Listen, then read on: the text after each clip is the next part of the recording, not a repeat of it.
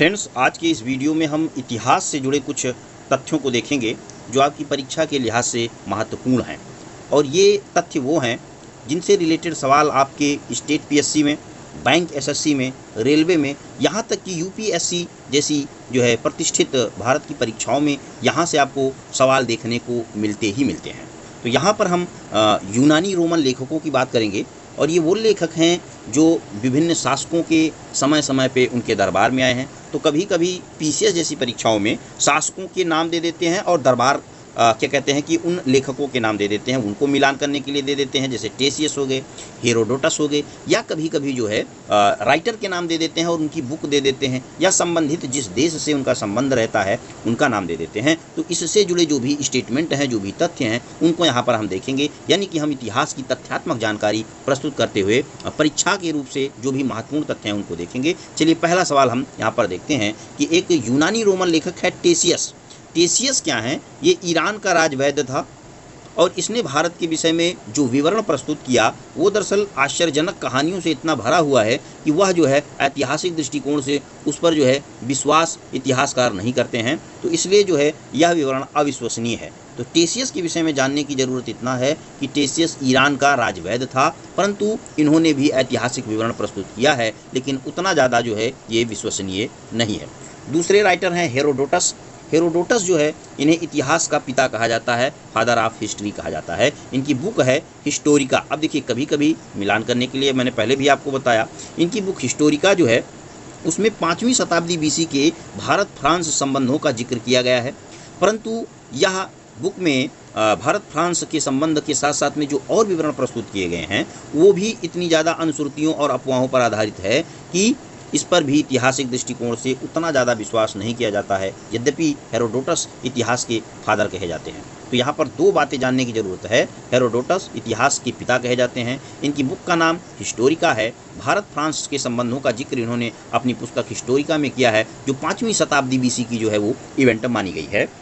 और उसके बाद में हम नेक्स्ट देखते हैं, सिकंदर के साथ में कुछ राइटर आए थे जिनके जो विवरण हैं वो बहुत ज़्यादा प्रमाणिक और विश्वसनीय हैं। तो परीक्षा में यही नाम देखने को मिल जाता है कि निम्नलिखित में से कौन सिकंदर के साथ में नहीं आया था। तो यहाँ पर जो सिकंदर के साथ में आए थे हम उनको देख लेते हैं। नियार्कस सिकंदर के साथ में आए थे, आनेसिक्रिटस ये भी सिकंदर के साथ में आए थे, और आस्टोबुलस, ये तीनों राइटर जो हैं या हिस्टोरियन जो हैं, हिस्टोरियन कम कहेंगे, राइटर ज़्यादा कहेंगे, ये तीनों लोग जो है वो सिकंदर के साथ में आए हुए थे। उसके बाद में नेक्स्ट है मेगस्थनीज। मेगस्थनीज जो है दरअसल वो सेल्यूकस निकेटर का जो है वो राजदूत था, जो कि चंद्रगुप्त मौर्य, यहाँ पर देख सकते हैं शॉर्ट टर्म में मैंने सीएम लिख दिया है, चंद्रगुप्त मौर्य के जो है राज दरबार में आया था। यानी कि मेगस्थनीज जो है वो चंद्रगुप्त मौर्य का समकालीन है। इनकी प्रसिद्ध पुस्तक इंडिका है। अब इंडिका में इन्होंने मौर्य युगीन समाज और संस्कृति के बारे में चर्चा की है। तो जाहिर सी बात है, जब मेगस्थनीज जो है वो चंद्रगुप्त मौर्य के टाइम पीरियड पे आ रहा है, तब वह मौर्य युगीन समाज, मौर्य युगीन सोसाइटी के बारे में ही, वहाँ के सामाजिक ढांचे के बारे में, वहाँ की संस्कृति के बारे में, वहाँ के रीति रिवाज के बारे में चर्चा करेंगे। नेक्स्ट राइटर इसी प्रकार से हैं डाइमेकस। डाइमेकस जो है वो सीरियाई नरेश अंतियोकस का राजदूत है। यह बिंदुसार के समय में आया था और इन्होंने भी अपना जो विवरण प्रस्तुत किया है वो भी जो है वो मौर्य युग से संबंधित है। अच्छा, इसलिए मौर्य युग से संबंधित है क्योंकि बिंदुसार भी जो है वो मौर्य वंश का ही शासक है। अब डाइमेकस को थोड़ा सा हम याद करने के लिए देख लेते हैं कि यहाँ पर देखिए मेकस है और यहाँ पर योकस है। तो हम डाइमेकस को मेकस से, योकस से जो है कोरिलेट करा करके याद कर सकते हैं।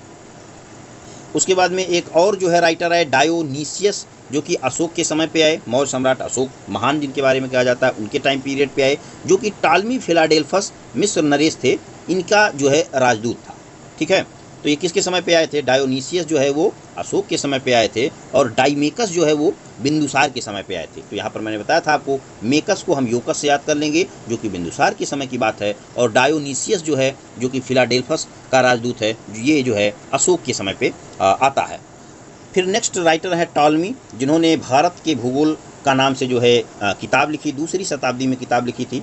और उसके बाद में प्लिनी हैं, प्लिनी ने एक बुक लिखी जिसका नाम है नेचुरल हिस्ट्री। अब नेचुरल हिस्ट्री जो है इन्होंने 1म शताब्दी में लिखी है। उसके बाद में नेचुरल हिस्ट्री में किन चीज़ों का वर्णन है? यहाँ की जो देखिए नेचर का मतलब ही होता है प्रकृति। तो प्रकृति की जो है चीज़ों को यहाँ पर इन्होंने जो है विवरण दिया है। यहाँ के पेड़ पौधों, पशु पक्षियों और खनिजों के बारे में जो है प्लिनी ने अपनी नेचुरल हिस्ट्री में बताया है।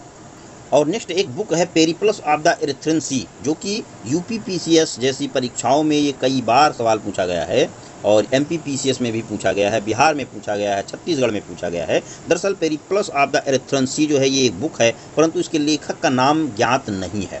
बताया जाता है कि करीब 80 ईस्वी में इसका जो राइटर था वो हिंद महासागर की यात्रा पर आया था, और जब हिंद महासागर की यात्रा पर आएंगे तो सीधी सी बात है यहाँ की बंदरगाह के बारे में जो है विवरण प्रस्तुत करेगा और यहाँ के व्यापार के बारे में बताएंगे।